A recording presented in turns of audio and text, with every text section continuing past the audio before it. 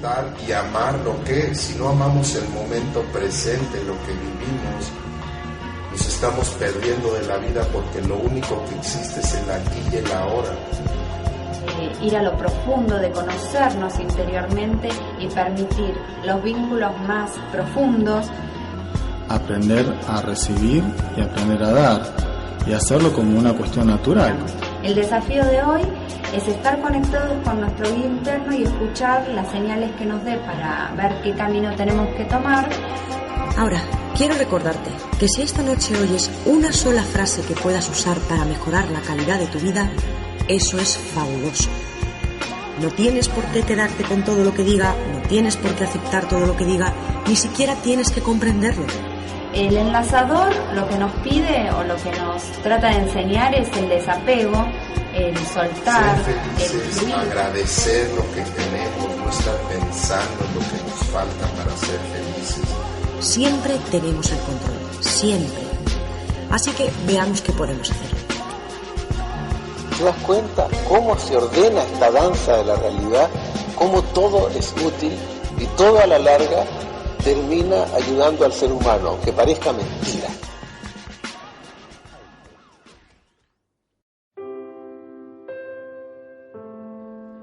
Le dijeron al maestro: ¿cuál es el secreto de tu serenidad, maestro?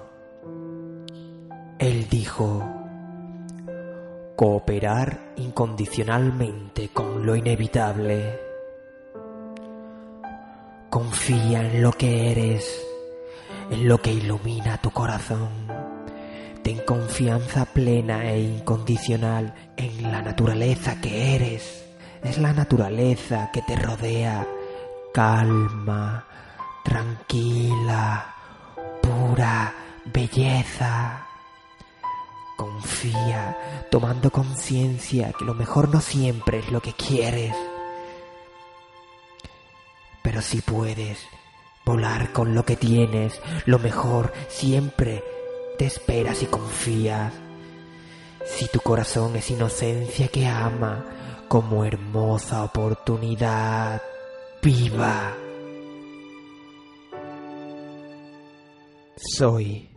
Eres el amor que confía. Entrégate sin condiciones. Vive la alegría y goza del baile de tu alma.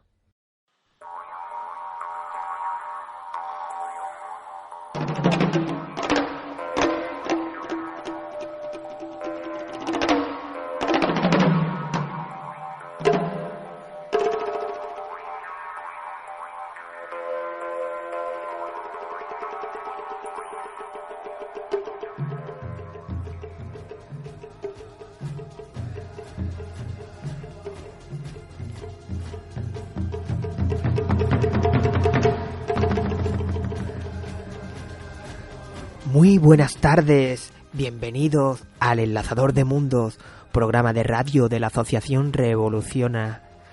Mi nombre, Roberto Carlos Simi Hum. Hoy en nuestro programa número 74 con tema Confía. Tendremos las secciones Misterios de Oriente y Occidente con Sufismo, la mística del Islam. Además, estrenamos la sección Rumi, la mística poesía del amor. Por último, Cuentos para ti, con La Hilandera. Comienza la aventura de ser lo que somos.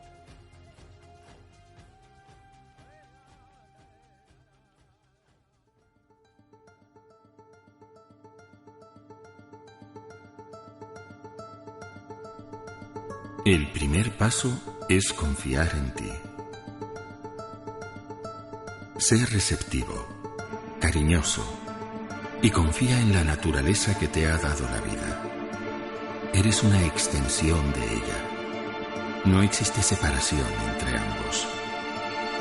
Te cuida y te protege en la vida y en la muerte. Ella te dará seguridad. Es la única que puede darte seguridad.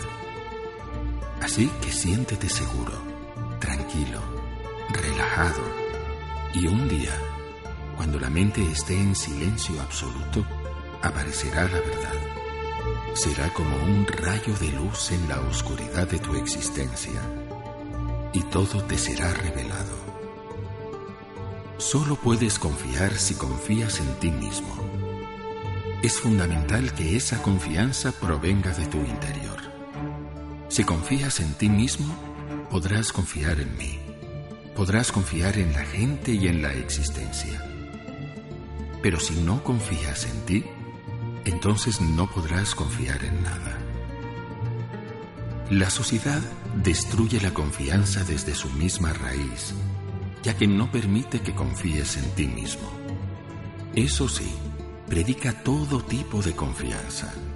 La confianza en los padres, la confianza en la iglesia, la confianza en el Estado, la confianza en Dios, y así hasta el infinito. Pero destruye por completo la confianza en uno mismo. Una persona que confía en sí misma es independiente. No es predecible. Sigue su propio camino. La libertad es su forma de vida. Confía cuando siente algo, cuando ama. Y esa confianza está repleta de una gran intensidad y de verdad. Esa confianza está viva y es auténtica. Y esa persona está dispuesta a arriesgarlo todo porque confía. Y solo podrá hacerlo cuando lo sienta así, cuando sea verdad, porque ese sentimiento estimula su corazón, porque despierta su inteligencia y su amor, y no al contrario.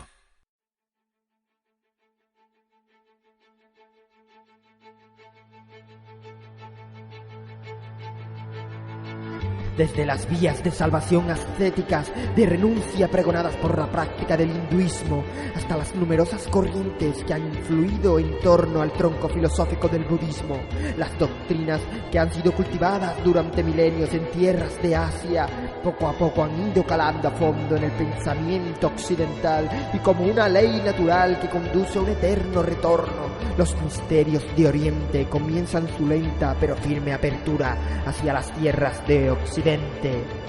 Así tampoco resulta extraño que cada vez más una visión menos ortodoxa sobre la historia de la humanidad comience a ser investigada. Un análisis transgresor que permite analizar, estudiar y aprender algo más sobre la historia oculta e ignota de la humanidad. Fórmulas mágicas que llegaron a ser científicas, poderes ocultos que pudieron ser revelados, enigma de otros mundos que se dibujan en áridos desiertos. En Misterios de Oriente y Occidente.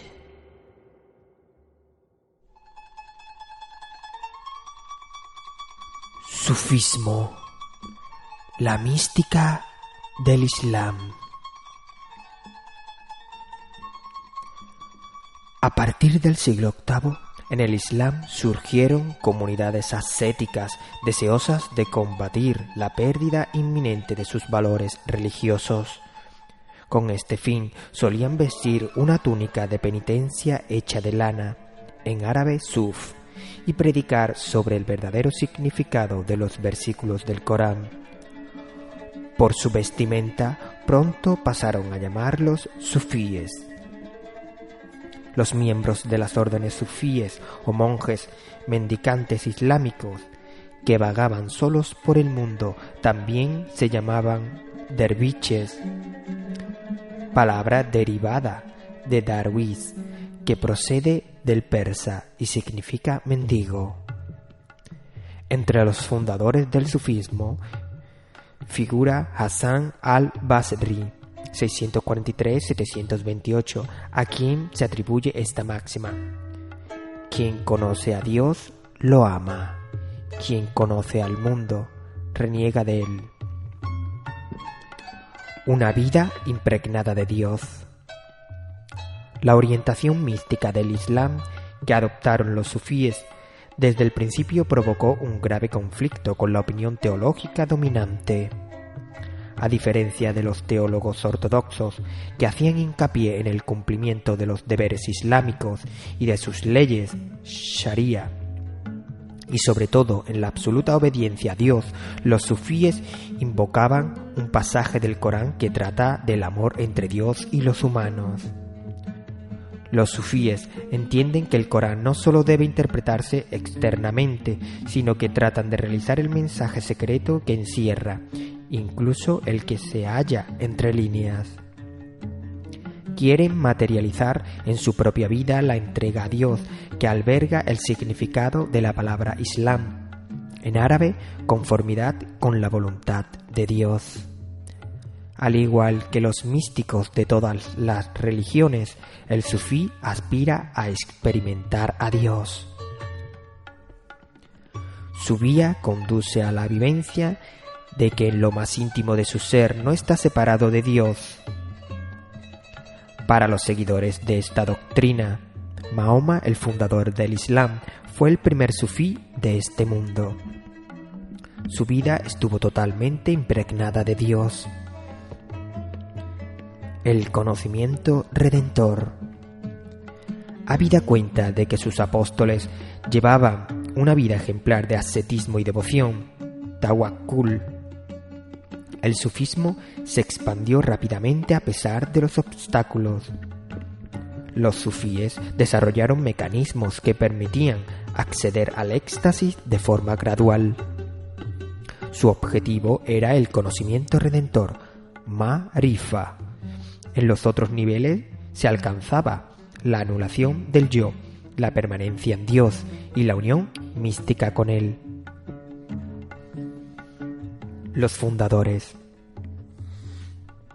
Las primeras escuelas sufistas se crearon en el siglo IX alrededor del místico egipcio Dun Nun, 859, del místico islámico Bayezid al-Bistami, 874, y del filósofo al-Junayd, 909. Este último fue el primero en recopilar los escritos de los sufíes, y sus obras contienen experiencias místicas de estados de éxtasis, de anulación del yo y de la pervivencia en Dios. Sobre esta frase, al-Junayd elaboró su filosofía de la extinción en Dios, que ejerció una gran influencia en la continuidad de las tradiciones sufistas. Describió el ser dentro de la unidad divina con estas palabras: Dios deja que el hombre muera por sí mismo para que pueda vivir en él. Estas enseñanzas místicas, derivadas de experiencias extáticas, provocaron al Islam ortodoxo, para el que resultaban muy extremistas. Muchas de las máximas de los sufíes fueron declaradas blasfemas. Me he convertido en aquel a quien amo.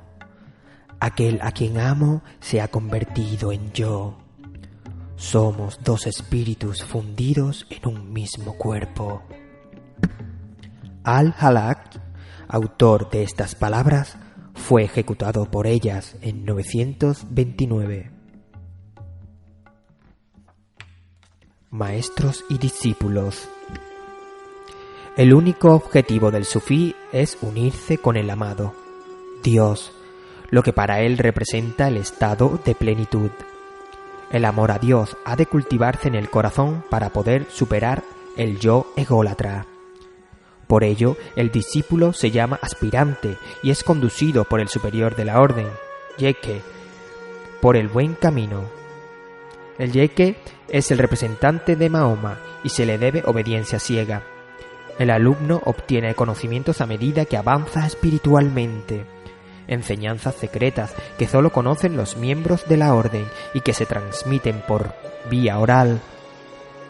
El yeque es a su vez el último eslabón de una cadena espiritual, silsila, que se remonta hasta el fundador de la orden, y en algunas hermandades incluso hasta Ali, el yerno del profeta Mahoma, o hasta el propio Mahoma. Proliferación de órdenes. Entre los siglos X y XIV se constituyeron diversas hermandades y órdenes en cuyas escribanías se redactaron numerosas obras que describen los estados místicos a que aspiraban. La doctrina sufista está expuesta en ellas con un vocabulario impresionante. No en vano esta literatura se había concebido para demostrar que el sufismo coincide con los principios fundamentales del Islam. Uno de sus representantes más conocidos, Abu Bakr al-Kalabahdi, redactó un famoso escrito titulado Libro de Informaciones sobre la Doctrina de los Hombres del Sufismo, donde se propone demostrar la rectitud de las doctrinas sufíes. Los derviches danzantes. En aquella época el sufismo influyó de una manera especial en las bellas artes. Muchas personas intentaban acercarse al misterio de Dios por medio de la música, la danza y la poesía. Un destacado exponente fue el poeta persa Jalaluddin Rumi, 1207-1273, que vivía en Konya, Turquía, y en este lugar fundó la orden sufí de Mevlaviya. Puesto que en esta orden se daba una importancia especial al canto y a la danza, se popularizó con el nombre de Hermandad de los Derviches Danzantes. Por cierto que Rumi dedicó su encendido liricismo, repleto de mística y folclore, al derviche itinerante Shaz y Tabriz. Las danzas de los derviches, en las que estos giran rápidamente hasta alcanzar el estado de éxtasis, son en la actualidad el elemento más conocido de la tradición sufí. La música y la danza se convirtieron en un medio para provocar el éxtasis divino, y con este fin los grupos de derviches forman dos círculos en los que giran sobre sí mismos con los brazos abiertos en cruz, mientras que un único derviche situado en medio gira en sentido contrario. Surgido originariamente con el propósito de conservar los valores tradicionales del Islam, el sufismo aspira a la interiorización de su religión. Para sus seguidores, la vida es el camino a la superación de todo lo que nos separa de Dios.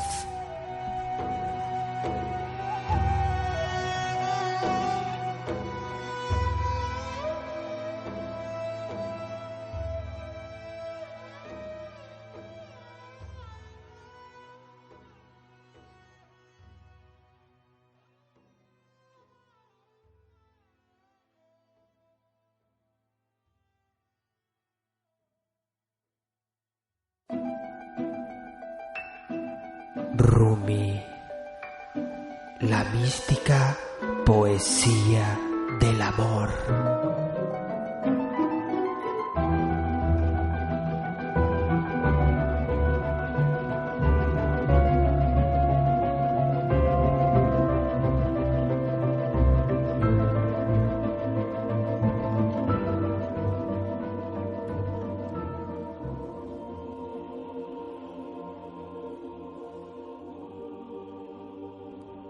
El amante está siempre borracho de amor. Él es libre, está loco, baila con éxtasis y deleite. Atrapados por nuestros propios pensamientos nos preocupamos por cada pequeña cosa, pero una vez que nos emborrachemos con ese amor, lo que sea, será. Cuando bailas, todo el universo baila. ¡Qué maravilla! He mirado y ahora no puedo mirar hacia otro lado. Tómame o no me tomes, los dos son iguales. Mientras haya vida en este cuerpo, yo soy tu sirviente. El amor vino y me dejó vacío. El amor vino y me llenó con el amado. Se convirtió en la sangre de mi cuerpo, se convirtió en mis brazos y mis piernas, se convirtió en todo. Ahora todo lo que tengo es un nombre, el resto pertenece al amado.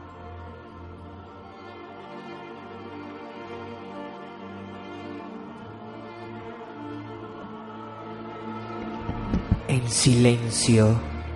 Un guía llegó en silencio.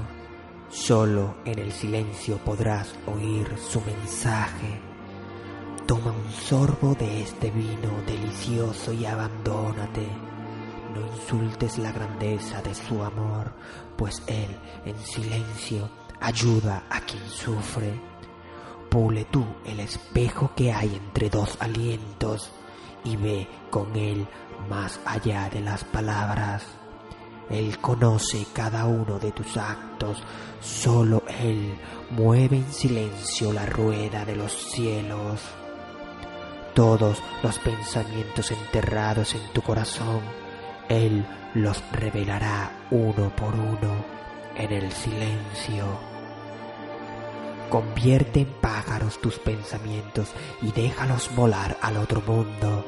Uno es un búho, otro un halcón, un cuervo, otro.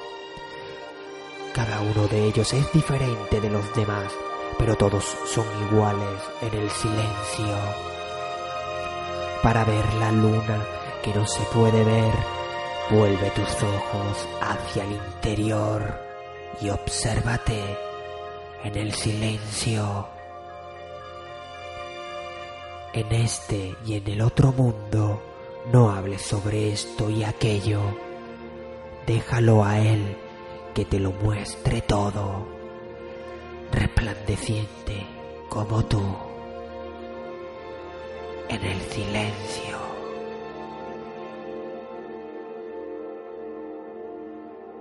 Siempre habla desde el corazón, nunca desde la mente.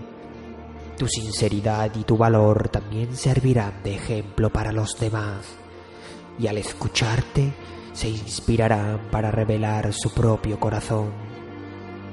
Este hablar desde el corazón es una práctica espiritual. Significa que solo debes decir la verdad y vivir dentro de tus propios límites y dimensiones, sin jactarse nunca de cosas.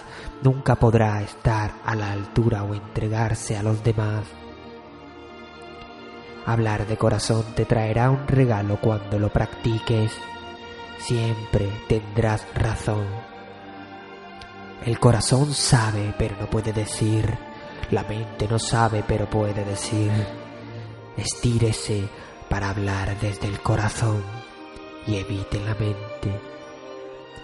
Verá que los milagros regresan a su vida.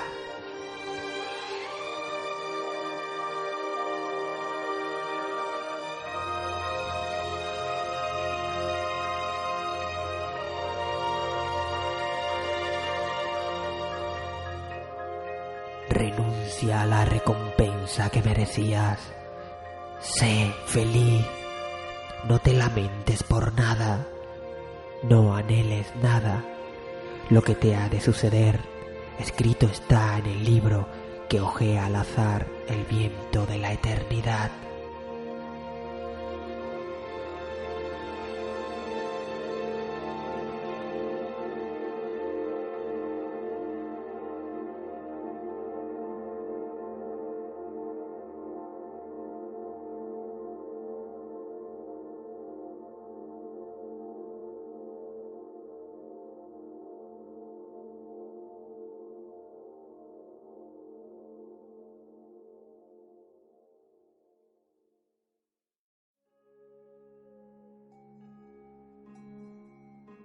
Le preguntaron a Rumi, el maestro espiritual persa del siglo XIII, ¿qué es el veneno? Cualquier cosa más allá de lo que necesitamos es veneno. Puede ser el poder, la pereza, la comida, el ego, la ambición, el miedo, la ira o lo que sea. ¿Qué es el miedo? La no aceptación de la incertidumbre. Si aceptamos la incertidumbre, se convierte en aventura. ¿Qué es la envidia?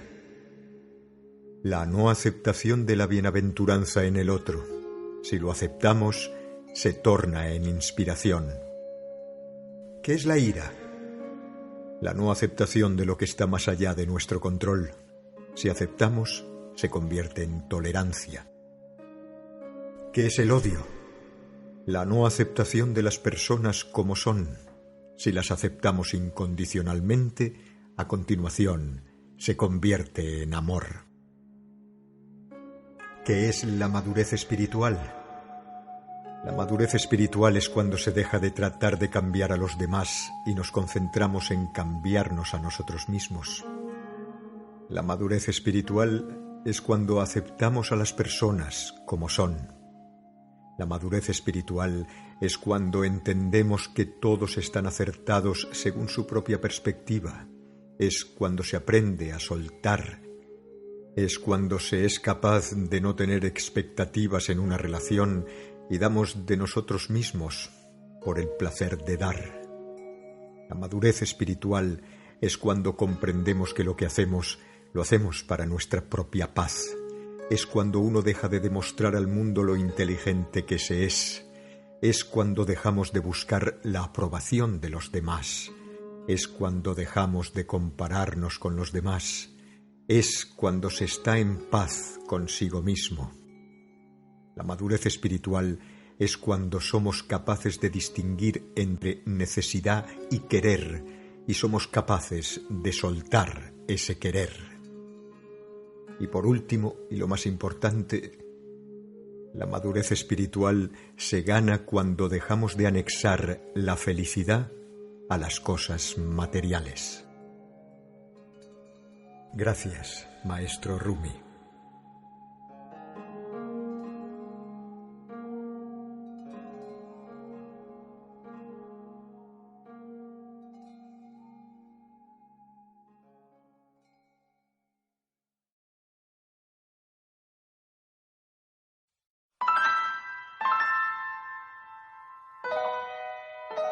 Cuentos para ti. La sabiduría esencial. En un lejano reino de Occidente vivía una hermosa joven llamada Fátima, que crecía alegre y feliz en el seno de una familia de hilanderos. Una familia experta en el arte de fabricar cuerdas para los usos más variados que se pueda imaginar. Fátima, conforme se iba haciendo mujer, compartía los trabajos y aprendía a la perfección el manejo de sus manos, con lo que ya a edad temprana había alcanzado una destreza digna de los mejores maestros.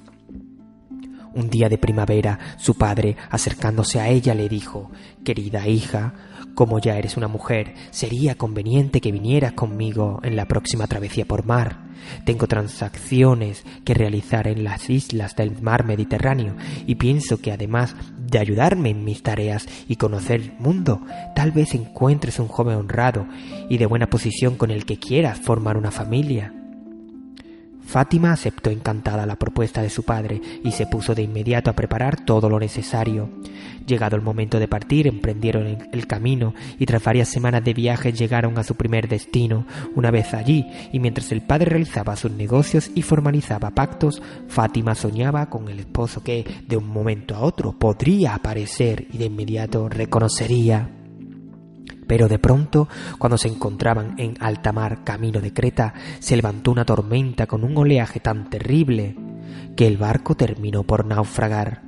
Entre vientos y grandes olas, Fátima cayó al mar y tras unas horas de angustia fue llevada por la marea hasta una playa cercana. Su padre había muerto y ella en esos momentos se sentía totalmente hundida y desamparada en un lugar desconocido. Pasadas algunas horas y ya bajo el sol del mediodía, Fátima vagaba por la arena pensando en su suerte y en sus grandes sueños que se acababan de romper y destrozar. Así pasaron varias horas hasta que al fin fue encontrada por una familia de tejedores que por aquellas cercanías vivía, los cuales, a pesar de ser pobres, la acogieron en su casa como si de una hija más se tratase, con la intención de compartir su comida y su oficio. Fátima se entregó a los trabajos de aquella familia y poco a poco fue haciéndose una experta en la confección de telas. Pasado un tiempo, Fátima ya conocía los secretos de los más extraños tejidos. De esta manera, la joven iniciaba una segunda vida, en la que llegó a ser plenamente feliz con el tiempo, reconciliada con su suerte y su destino.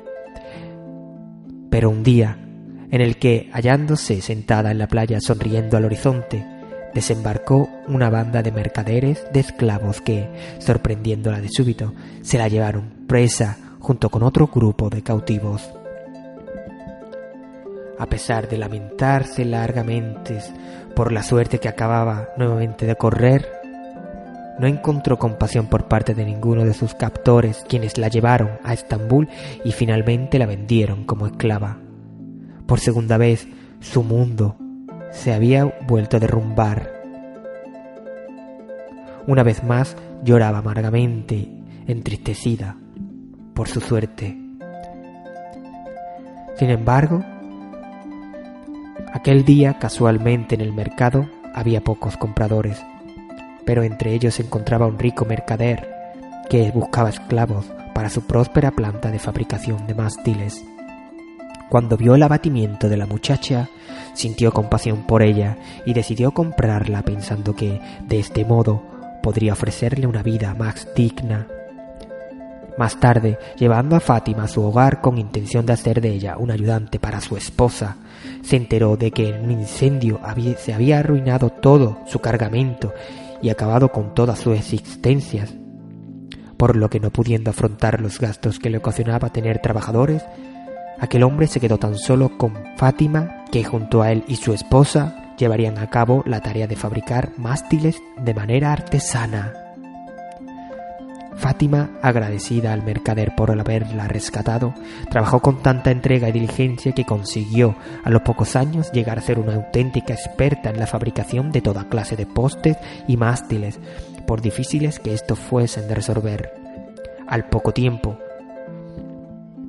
su amo, en agradecimiento a los buenos servicios, le concedió la libertad, pasando a trabajar para él como ayudante de confianza.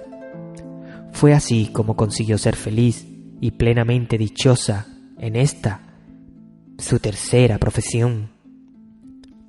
Así pasó el tiempo hasta que un día aquel buen hombre le dijo: «Fátima, yo ya estoy siendo viejo y quiero que en esta ocasión seas tú quien vaya a Java a entregar unos mástiles de gran valor. Asegúrate en mi nombre de venderlos con provecho». Ella se puso en camino contenta y feliz de viajar hacia su tan soñado oriente. Pero cuando ese barco estuvo frente a las costas de China, un repentino terrible tifón lo hizo naufragar y, una vez más, se vio arrojada a una playa y de un país totalmente desconocido. Nuevamente se lamentaba de correr esa suerte y lloraba larga y amargamente. Fátima sentía que cuando se conseguía estar plenamente feliz con algún oficio y en una vida y sentar raíces, sucedía algo inesperado que la hacía cambiar. Una vez repuesta, se levantó de la arena y se puso a caminar en una dirección a un poblado que divisó a lo lejos. Como no era frecuente la presencia de viajeros de raza blanca, fue acogida con respeto y curiosidad. Pero sucedió que en aquel país existía una leyenda profética. Se decía que un día llegaría una mujer extranjera capaz de hacer, ella sola y sin ayuda de nadie, un templo para el emperador, de difícil y compleja construcción. Y puesto que en aquel entonces en China no había nadie que pudiera por sí solo hacer este tipo de construcciones, todo el imperio esperaba el cumplimiento de aquella extraña predicción con la más vívida expectativa. Al fin de estar seguros de que cuando llegara aquella extranjera por sus tierras y no pasara de inadvertida, los sucesivos emperadores de China solían enviar heraldos una vez al año a todas las ciudades y aldeas del país, pidiendo que cada mujer extranjera fuera llevada a la corte. Fue justamente en una de esas ocasiones cuando Fátima fue presentada al emperador. «Señora», dijo el emperador, ¿seríais capaz de construir un templo para el imperio que tenga las características que aquí figuran, pero sin ayuda de ninguna otra mano? Dijo, mostrándole un papiro pleno de garabatos e imágenes. Ella, tras observarlo detenidamente, se sintió de pronto iluminada. Sabía que era capaz de hacerlo, ya que, por lo que dedujo, hacía falta un mástil tan fuerte y flexible como los que habían dado tanta fama a su antiguo amo, el mercader. Asimismo, se requería un tipo de tela de características tales que tan solo aquellos entrañables tejedores con los que compartió afecto y habilidades podrían haberle enseñado. Y por último, dedujo que esa construcción debía poseer unos sistemas de sujeción de una clase de cuerda tal que pudiesen soportar el impacto de los fuertes vientos sin perder tensión y resistencia. Solo sus padres, aquellos expertos y maestros hilanderos, podrían haberle enseñado algo así. Fátima trabajó muy duramente por espacio de 9 meses y finalmente presentó su obra al emperador, el cual, tras observar con asombro la perfección y detalle de su creación, premió a Fátima con la generosidad de las grandes recompensas, con sabor a destino. La prosperidad, el amor y la sabiduría habían llegado de manera plena y abundante a la vida de una Fátima que encarnaba la plenitud y la grandeza de la vida. Cuentan que todo aquel que llegó a conocerla salía de su presencia, iluminado de esa extraña confianza y certeza que proporciona la percepción de los grandes destinos del alma. Tras ejercer la sabiduría y el amor supremos en una vida fecunda e intensa, Fátima murió en paz y armonía. Después entonces se dice que su espíritu susurra a los oídos de los que se sienten abandonados por su suerte, que no teman, que confíen.